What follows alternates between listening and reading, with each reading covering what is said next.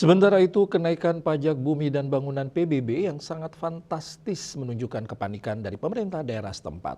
Hal tersebut diungkapkan praktisi hukum yang juga Ketua Yayasan Pendidikan Usaha Teknik Bali, Iwayan Atjana.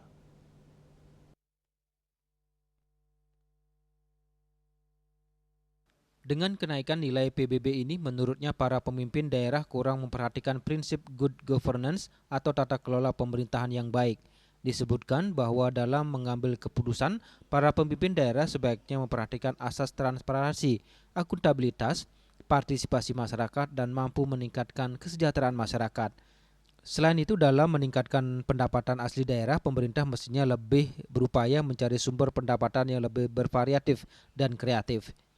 Tapi intinya seharusnya memang pemerintah itu harus lebih berupaya bagaimana dalam meningkatkan pendapatan asli daerah itu dengan sumber-sumber pendapatan yang lebih bervariatif dan kreatif.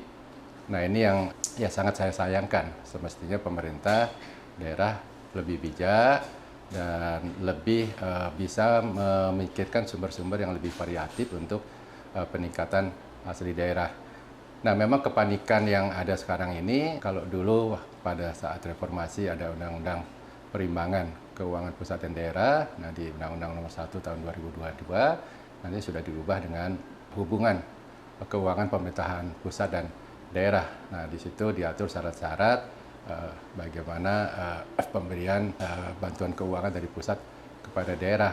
Nah, salah satu faktor yang memicu sebenarnya cukup baik dalam undang-undang ini, di mana pemerintah daerah dipacu supaya pengelolaan keuangan daerah ini benar-benar menjadi baik. Artinya tidak dihabiskan porsinya untuk belanja rutin. Nah, itu.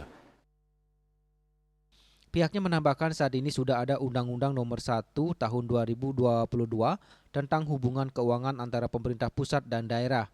Undang-undang ini bertujuan agar pengelolaan keuangan daerah dilakukan dengan baik.